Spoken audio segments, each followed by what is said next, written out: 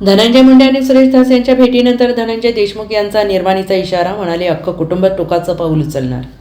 भाजपाचे आमदार सुरेश धस यांनी राष्ट्रवादीचे नेते धनंजय मुंडे यांच्या भेटीवरून चर्चा सुरू असताना धनंजय देशमुख यांनी प्रतिक्रिया व्यक्त केली आहे. धस आणि मुंडे यांच्या भेटीने मनात चलबिचल नाही, गाव आहे, लोकप्रतिनिधी आहेत, या लढ्याला त्यांनी स्वतःच्या अंगावर घेतलं आहे.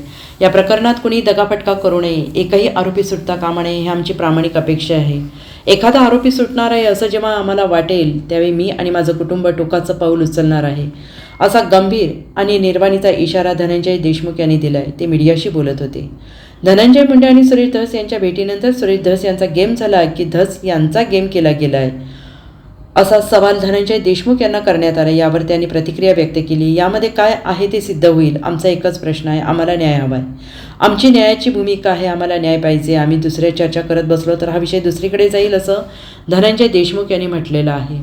आम्हा देशमुख कुटुंबियांना न्याय हवा आहे, यासाठी सर्व घटकांची आम्हाला खूप गरज आहे. मनोज दादा आले नसते तर हा खून 8 ते 10 दिवसात त्यांनी पचवला असता, असंही ते म्हणाले. तसेच मनोज जरांगे पाटील यांनी धस यांच्यावर टीका केली, त्यावरही धनंजय देशमुख यांनी भाष्य केलं आहे.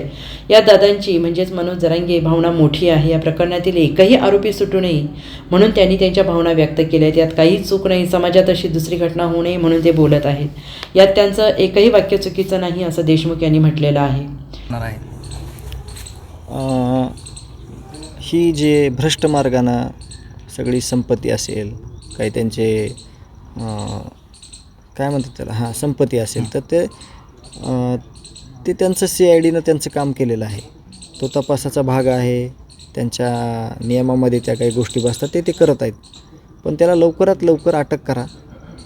बाहेर मोकाट जिथं आहे तिथून त्याच्या मुसक्या आवळा.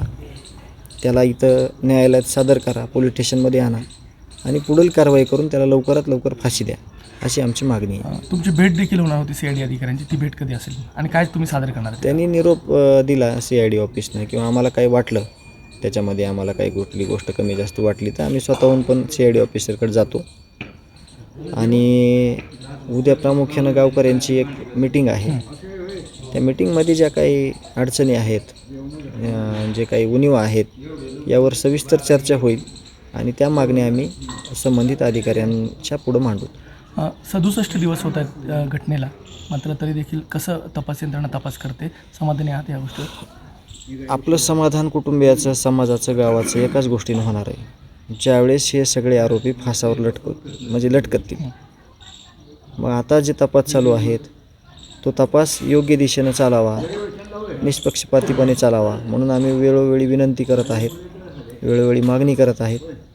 तर यावर माझं मत आहे की ह्या तपासाच्या भागातून जे काय पुढं येणार आहे त्यावर आपण प्रतिक्रिया वेळोवेळी देऊ.